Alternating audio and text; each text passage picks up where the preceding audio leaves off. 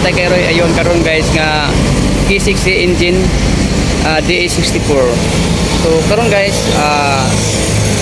ang problema ni guys siguro yung kuryente niya guys nawala sa dashboard. So ibusot natin siya guys para makita ko kung ano yung dahilan dito.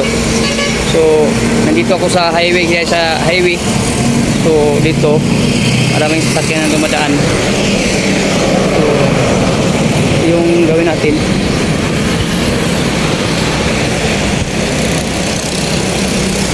so una guys, yung titingnan natin dito guys sa sasakyan na to guys, at tingnan natin sa fuse guys, baka yung fuse may grounded, may naputol. So ayaw bumandar.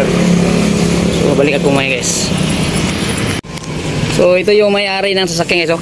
Ito yung upaw. Ayan. Shout out pura, vale, shout out. Shout out sa mga nagkong itlog niya. Mga shitman. Shitman. So guys, ipanda na mo guys. Amo lang i-answer din guys yung battery dito. I-answer na mo dito para maka-answer siya. Kaya yung battery guys, wait siya. So karoon i-answer na guys. So tingnan natin sa yung alternator kung naka-charge pa siya, makarga pa siya guys. Eh para probo na to siya kupan. Para to.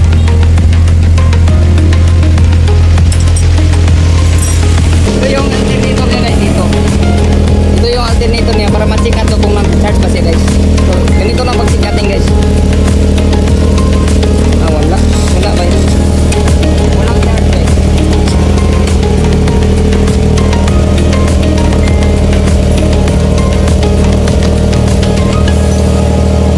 Mga magnet.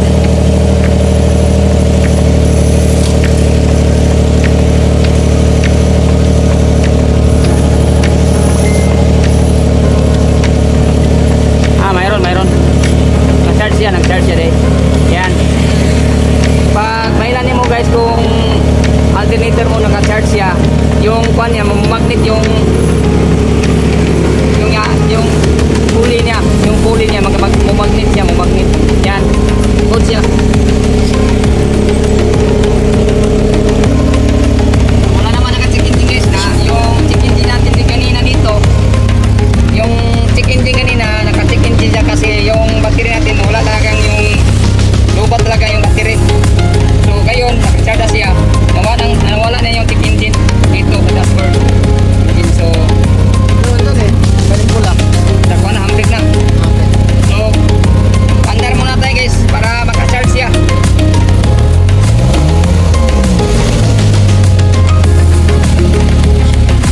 So guys, karon guys, iandar na siya guys. Iandar na siyang dito guys. Iandar na siya guys.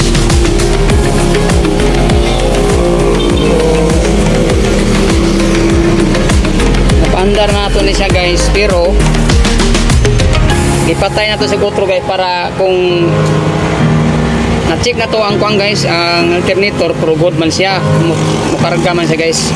Pero dito guys, kanina napanda natin, so natatawaran ng pandar at kung gipatay siya, i-off na itong engine, then pabayag nagpa-start, hindi na mag-start guys, hindi na mag-start. So dito guys, sinik po ang battery solution guys. Dito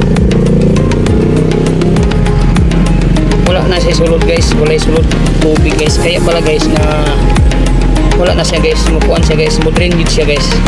So ngayon guys, aming gawin din dito, kapalit ko kuan battery solution para matubilan natin para mapaandar na to, kung maka-andar bagi siya, maka-charge bagi siya, kung di ba siya sira na tong battery.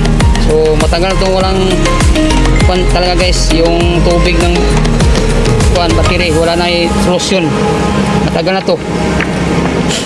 Sabi ni may-ari, wala na niya tubili, natubili sukat. So karon parang na-check niya na mo na wala na yung battery solution. So ito yung dahilan kung bakit siya na-discharge yung battery. Wala nang laman yung loob sa battery, wala nang power. So ngayon guys, nagpalit ko battery solution.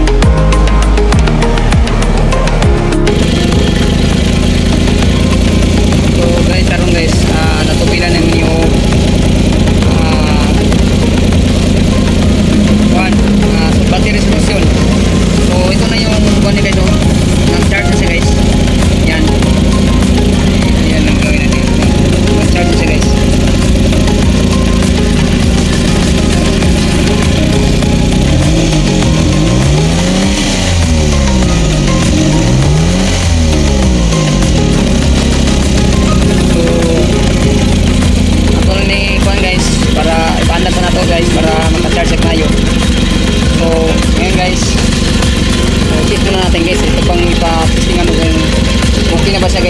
pa siya mo discharge mamaya.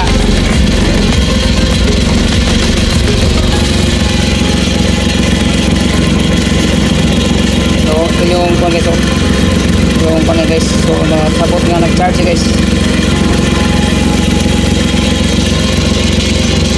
Hello guys, mananaw yung gitrabaho guys, so nakubila natin yung resolution, so naka-charge ni guys. So bukas siguro guys para ma-contact niya guys para magalan kung di ba siya discharge. So kung goal siya bukas okay ra. So guys, dito guys, please subscribe my YouTube channel. So nood lang guys, marami pa akong mga video nga labas. So please subscribe my YouTube channel.